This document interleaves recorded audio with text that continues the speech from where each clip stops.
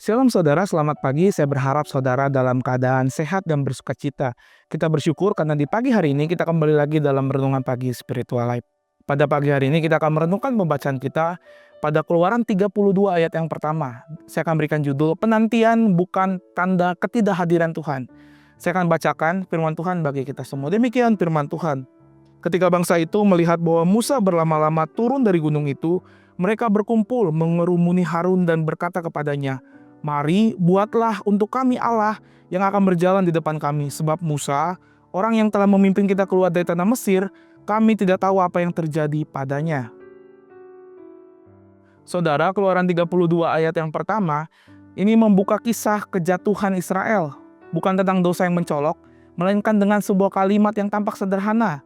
Ketika bangsa itu melihat Musa lambat turun dari gunung itu. Tafsiran dari para penafsir menegaskan bahwa masalah utama ayat ini bukan tentang keterlambatan Musa, melainkan ketidaksabaran umat dalam menunggu Allah.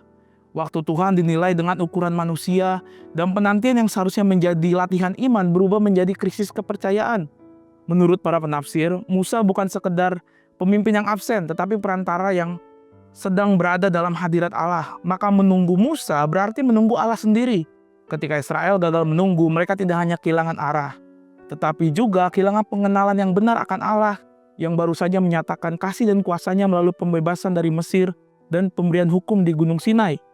Saudara, dalam penantian itu Israel kehilangan satu hal yang penting, pengenalan akan Allah yang Maha Kasih. Allah yang membebaskan mereka dari Mesir bukanlah Allah yang mudah meninggalkan umatnya. Ia bukan Allah yang berubah karena waktu berlalu.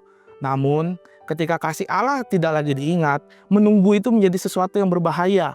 Maka penantian tidak lagi dipandang sebagai bentuk iman, melainkan sebagai ancaman yang harus segera diatasi.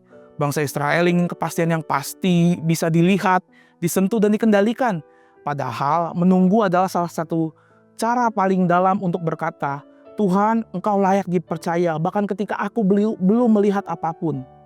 Menunggu adalah sebuah pengakuan bahwa Allah bekerja menurut waktunya dan bukan menurut kecemasan kita.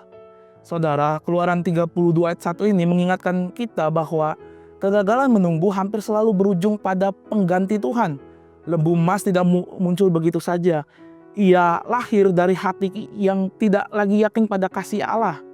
Ketika kita lupa bahwa Allah itu Maha Kasih, kita mulai mencari penopang yang lain. Mulai mencari jalan pintas, solusi instan, atau bentuk keamanan buatan kita sendiri. Namun Alkitab secara konsisten menyatakan bahwa Allah yang kita tunggu adalah Allah yang setia dan penuh kasih. Ia tidak diam untuk mengabaikan, tetapi membentuk kita. Dalam penantian, Allah sedang mengajar umatnya untuk mengenal Dia lebih dalam.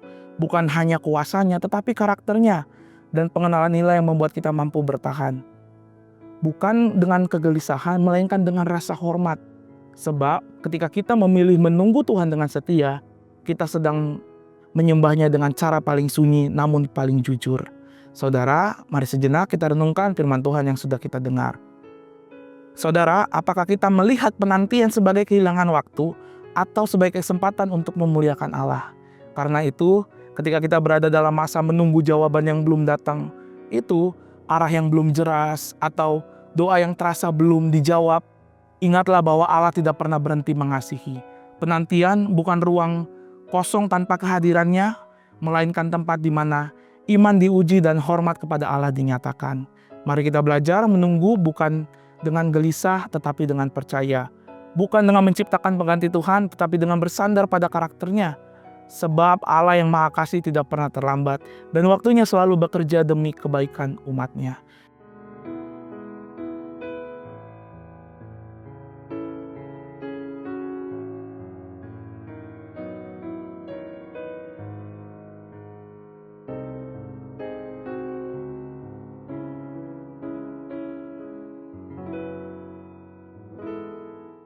Mari kita berdoa. Tuhan, kami bersyukur untuk anugerah-Mu. Kami tahu bahwa waktu Tuhan adalah waktu yang terbaik, dan ampuni kami jika di hari-hari ini kami sering sekali tidak sabar terhadap prosesnya Tuhan, tidak sabar dalam menanti jawaban daripada Tuhan.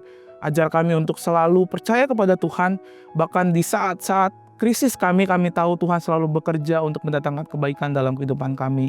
Kami bersyukur Tuhan, kami menyerahkan sepanjang hari ini ke dalam tangan Tuhan, biar kiranya kasih karunia Tuhan yang indah semakin dinyatakan atas setiap kami, bahkan sukacita, berkat Tuhan, damai sejahtera Tuhan dilimpahkan atas setiap kami. Kami bersyukur dalam nama Tuhan Yesus. Amin. Selamat pagi saudara, biar dimanapun berada kiranya sehat badannya, kuat imannya, dan Tuhan Yesus memberkati.